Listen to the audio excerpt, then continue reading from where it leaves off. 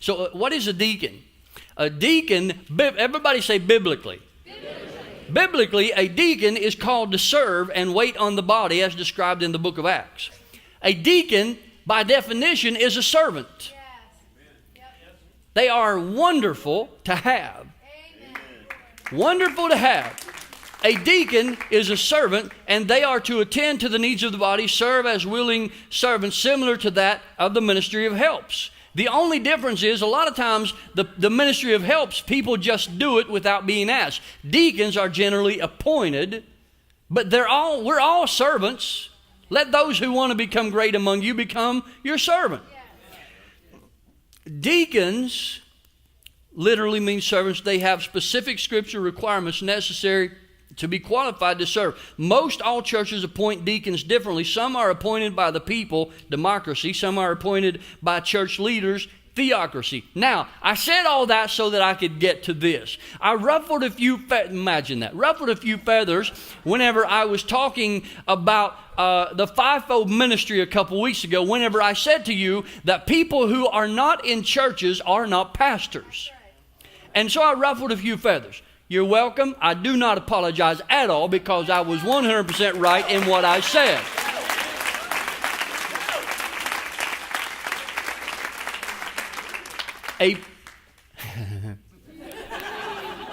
A pastor governs God's people. You do that through the holy sanctuary, the house that God has appointed you to.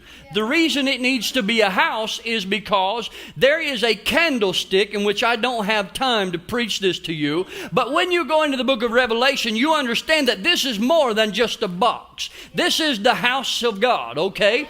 Now, folks that got their license, and yes, I'm being a little facetious whenever I say this, but I'm tired of ignorance. People that got their license out of Fruit Loop boxes, sit in their houses and require you to call them by titles, are not positioning themselves correctly in the body of God. If that person will not submit to authority, you should have nothing to do with that person. If they sit in their house and they have nothing to do with that person, you should not have anything to do with them if they won't submit to authority. That tells you that their title doesn't really belong to them anyways. But then, folks were talking about apostles, and I do these teachings and it ruffles feathers. Then somebody asked me, and I didn't point this out, somebody else said, well, listen, discerning of spirits, you taught it that you discern spirits within other people. I said, yes, that is correct. Well, what about places? Oh, I didn't preach that, but yes, your spirit will tell you not to go places. Your spirit will tell you not to go to events. Your spirit will tell you not to get in certain cars. So yes, the discerning of spirits will not only direct you about people, but places, events, and so on and so forth, okay? But in the fivefold ministry, okay, let's be careful. Because the Bible said that there would be false prophets, false teachers, and all these things. It's hard to call somebody false when they're nice. Oh, man. But I'm not appointed by you or by God to stand up here and just be nice. I'm called to protect you. I'm called to love you, and I'm called to tell you the truth. There must be flexibility within the church. Not every church has enough people that you can appoint pastors and deacons and elders, and I understand that. But I am sick of seeing churches. I'm gonna have to do it, man. Pastor Roy was appointed a while back to go to a church and preach a revival. We worked it out that he was going to go and spend time doing a revival. The pastor ended up calling him back and literally said to him, I was going to schedule it for, I think, Wednesday, Thursday, Friday, the end of the week, but my deacons told me that I could only do it at the beginning of the week.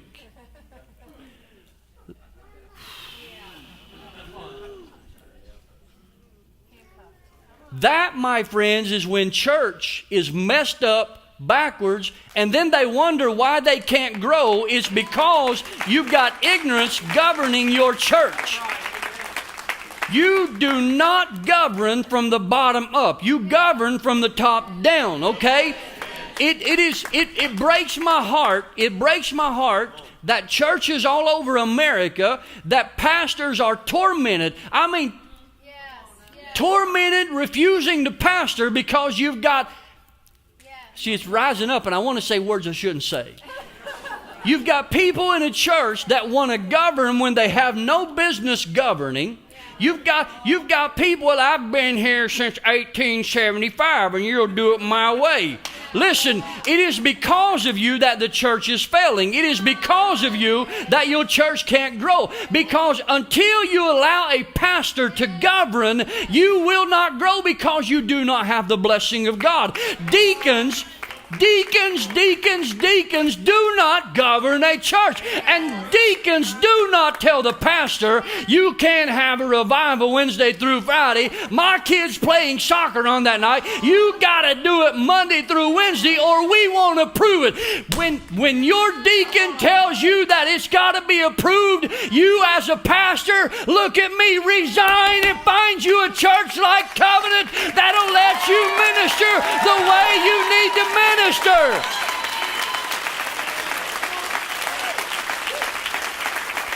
Zoom in, son, zoom in.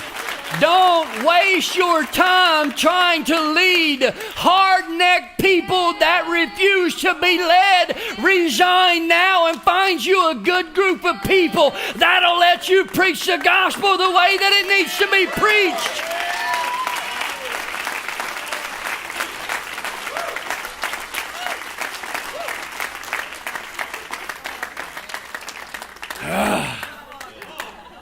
Pastor Roy said to me, he said, what do you think about it? And I said to him, and if I'm misquoting, you correct me. I said to him, I said, Pastor, I said, if you want to go, I'll give you the time to go. I said, but as your pastor, that already tells me that that's not the church I want you going to anyways. You're not going to get anything accomplished in that church.